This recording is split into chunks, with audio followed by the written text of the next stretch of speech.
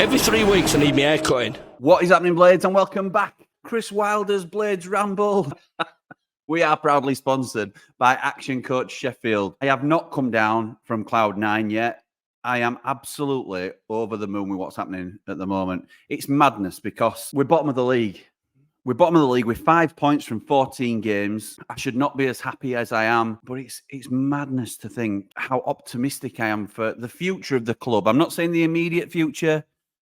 I know the manager now believes that he can turn us around, and I think to a degree he's got to say that, but I also think he believes it. So if he believes it, I believe it. We've now got my favourite club. Now, it already had my favourite player, George Baldock. It signed my favourite striker, Cameron Archer. It's now got my favourite manager at the helm. There's nothing for me not to be happy about. I don't know if you're feeling exactly the same way. The one thing I would say is, if you have not yet seen Chris Wilder's interviews, so I've watched 2 interviews today.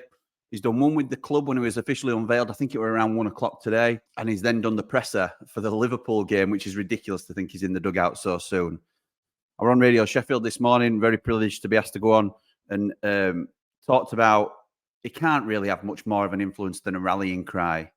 But what a rallying cry it is, because I challenge anyone to watch that Wilder interview and not be excited about the future, not be slightly turned in terms of, if you were feeling sort of meh, I think is the way the kids term it nowadays. Meh.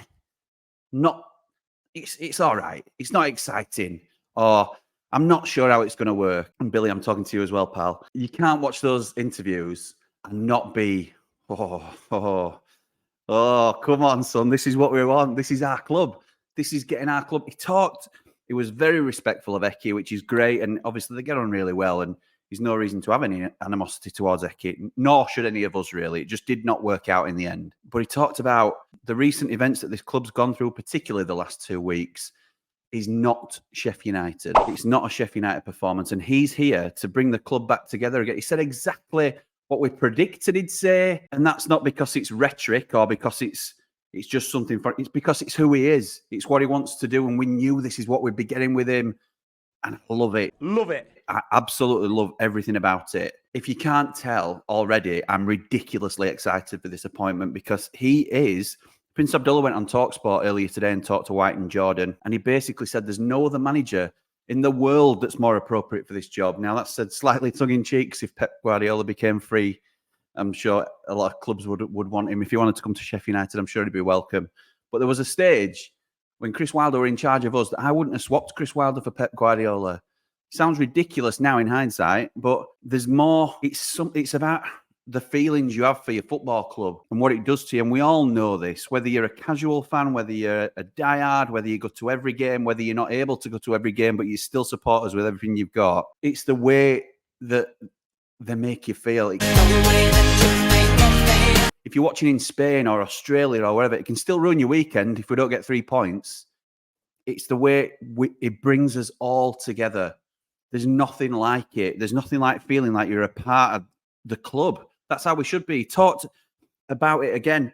It's all about the supporters. Once we get the supporters, because he calls us supporters rather than fans done to, which I love, because I love everything about him. Once we get the supporters on side, under the lights, 30,000 at Bramall Lane on Wednesday night against Liverpool, there's no better place to be. He talked again, something else we said that he would be saying, it's a given that they will run about. They won't be asked to run about. They will be running about and trying to do their absolute best for this shirt. Talked about what it means to play for Sheffield United, what we're all about, the culture that he set in 2016. Where's it gone? We need it back. It is everything. And this is not going to be a long video, because I said the match previews were going to be shorts going forward, and there will be. I'm not going to keep flip-flopping on what I'm doing, but I had to comment a little bit more and expand on Wilder's first couple of interviews, because it just extends the excitement, and the atmosphere tomorrow night will be absolutely electric. They announced his return with Comeback Kid, reap what you sow. Now, if they play that on Wednesday night, the crowd will erupt, because that's our old walkout song when Wilder was in charge. It's absolutely unreal. Yes, it took ages to announce, but there were legalities and complexities, and we can go into that further down the line. I've got a video planned where we talk about what's in Wilder's inbox, basically what he's got to do going forward.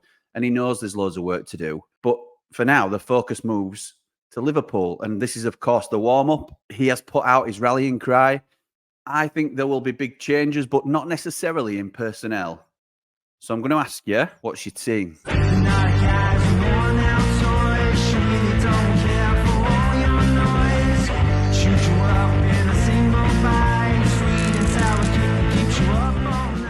This is my team, and it may surprise you because, this is what I think Wilder will do similar.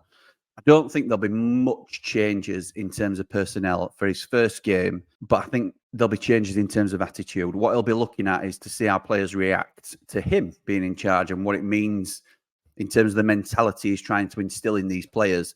So my first up is Wes. I think Wes retains his place simply because we haven't got anybody else at the moment, and I would like to think we'll be shopping for a goalkeeper in January, but it's now on Wes to give Wilder a reason not to go shopping for a goalkeeper in January. So Wes stays in for me. I think the back three stays the same due to numbers. So it'll be a Nell, Jackie Robinson in the middle, and Trusty left centre-back. So with Georgie Baldock injured, I think he'll go for Bogle at right wing-back. I'd go for that as well. I think Ben Osborne comes in at left wing-back rather than Max Lowe. I don't think Luke Thomas maybe even gets another look in under Wilder, but we'll see. We'll see how that goes.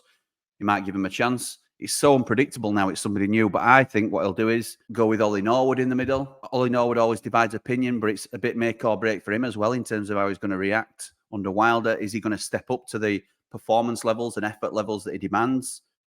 We will see. And I think we'll go a little bit more conservative. I might be wrong, but I think he'll go for a solid 3 rather than McAtee in the hole. So I think Vinny Souza might get another look in at coming back into the side. I'd love to see Andre Brooks get in, but I think Vinny Souza will come in as that destroyer that we've talked about. Can Wilder work his magic on Vinny Souza? I don't know. I want Gus Hamer as our box-to-box midfielder.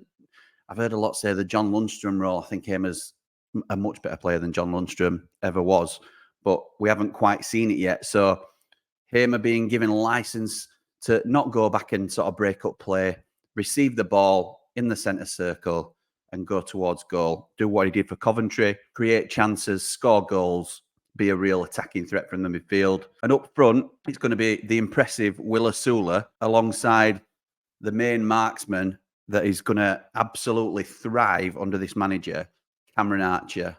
That is my team, my score prediction. And I said this on Shore and View, and I'm regretting it already, but we're sticking with it because it's fairy tale stuff. I think we go 1-0 down. I think we come back under the lights at Bramall Lane to make it a 2-1 unbelievable night that we will never forget. Now, that is very much optimistic, but that's just the way I'm feeling at the moment. So get your score predictions in, get your teams in below. Let me know how you're feeling. Are you as high as me? Are you getting there? Are you motivated? Are you excited for the season again? Welcome back, Chris Wilder. It's a long time coming. We're absolutely delighted you're here. Come on, you red and white wizards. Up the blade! Ramble on!